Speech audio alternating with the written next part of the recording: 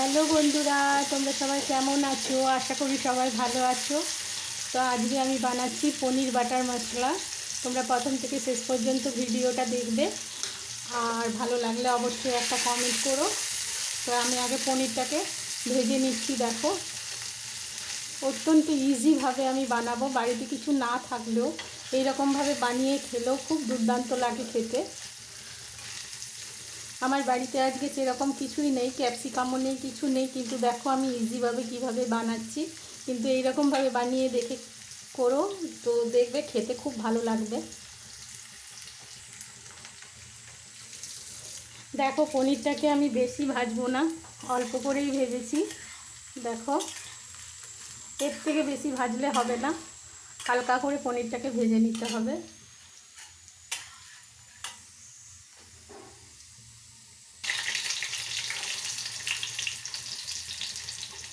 এখন পনিরটাকে পাশে রেখে আমি এখন বানিয়ে নিচ্ছি কাঁচা কলার তরকারিটা। আমি শেষে পনিরটা বানাবো, কারণ পনিরের উপকরণগুলো এখনও আমার রেডি হয়নি।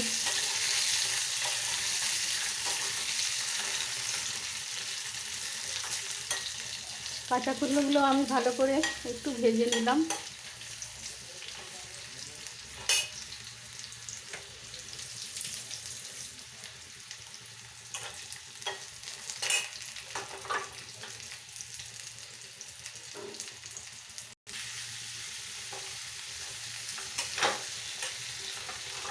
এতে গুঁড়ো মশলাগুলো সব অ্যাড করে দিয়েছি। হলুদ গুঁড়ো, লঙ্কা গুঁড়ো, জিরে গুঁড়ো সব অ্যাড করে দিয়েছি। পরিমাণ মতো নুন আর চিনি স্বাদ মতো দিয়ে এটাকে একটু কষিয়ে নেব। আমি একটু এই তরকারিতে একটু ছোলার ডাল অ্যাড করেছি। ছোলার ডালটা দিলে খেতে ভালো লাগে, তাই একটু ছোলার ডাল দিয়ে দিয়েছি।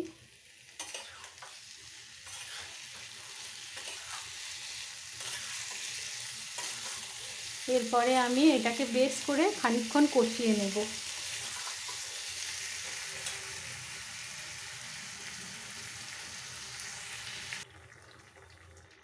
দেখো, তরকারিটা আমার হয়ে এসছে।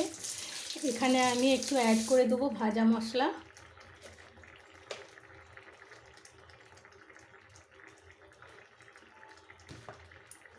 একটু গরম মশলা,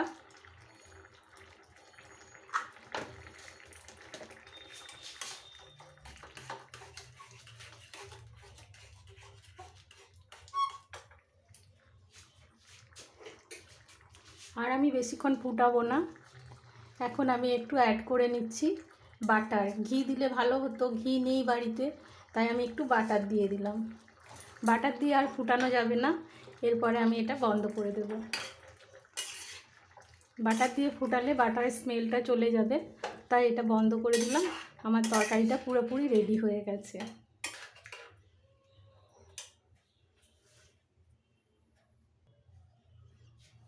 দেখো, আমার তরকারিটা একদম রেডি হয়ে গেছে। এরপর সার্ভ করে দিলেই হয়ে যাবে। বন্ধুরা দেখো, আজকে আমি শুধু চিনেবাদাম বাটা দিয়ে বাটার মশলাটা বানাবো, কারণ বাড়িতে বললাম তোমাদের কিচ্ছুটি নেই গো। তো আমি এখন এই চিনেবাদামটা, এই তেল সাদা তেল দিতে হবে, এতে সর্ষের তেল কিন্তু লাগবে না, সাদা তেল অবশ্যই মাস্ট। আর এই চিনেবাদাম বাটাটা এতে দিয়ে দেব, আর ভালো করে, কারণ চিনেবাদাম দিয়ে করতে হলে কারণ চিনেবাদামটাকে খুব ভালোভাবে কষতে হবে। এটা যদি তোমরা চালমগজ বাটা কিংবা কাজু বাটা দিয়ে করো তাহলে এতক্ষণ কষতে লাগে না, কারণ চিনেবাদামের গন্ধটা যতক্ষণ না না যাবে ততক্ষণ তোমাদেরকে কষে নিতে হবে। খুব ভালো করে এটাকে অনেকক্ষণ ধরে কষতে হবে। এটাই একটা ঝামেলা, এটাই তাই চিনেবাদাম দিয়ে করলে শুধু কষাটা বেশি করে করতে হয়, যেটা কাজু বা চালমগজ দিয়ে করতে হলে বেশিক্ষণ লাগে না। আর আমি এইটা এতক্ষণ ধরে কষবো, কষতে কষতে এতে থেকে যখন তেল ছেড়ে যাবে তখন আমি মশলা অ্যাড করব। এতে বিশেষ কিছু মশলা লাগে না।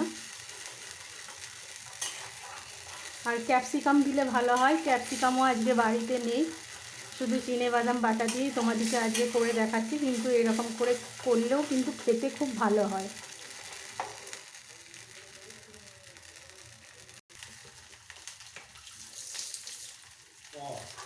দেখো মশলাটা,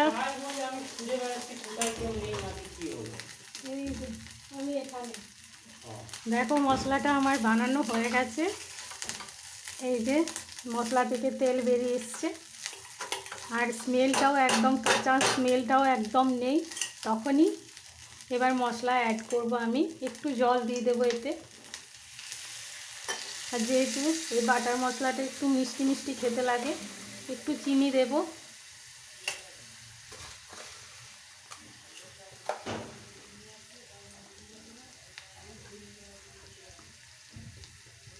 আর একটু লঙ্কা গুঁড়ো, জাস্ট একটুখানি রঙের জন্য। এতে হলুদ পড়বে না, শুধু লঙ্কা গুঁড়ো।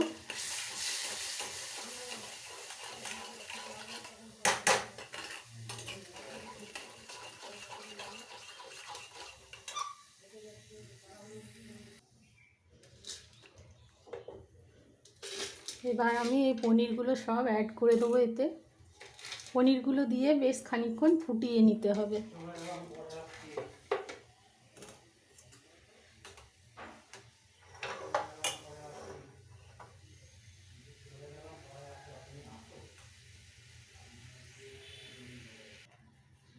বন্ধুরা, আমার পনির বাটার মশলাটা হয়ে গেছে।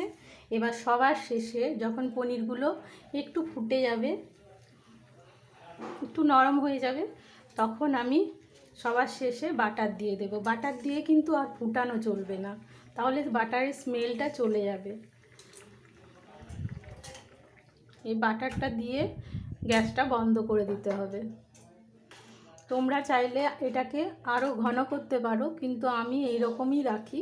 একটু গ্রেভিটা ঝোল ঝোল হলে রুটি পরোটার সাথে দিয়ে খেতে ভালো লাগে, তাই আমি একটু ঝোল ঝোলই রাখলাম। তোমরা পারলে এটাকে একটু ঘনও করে নিতে পারো।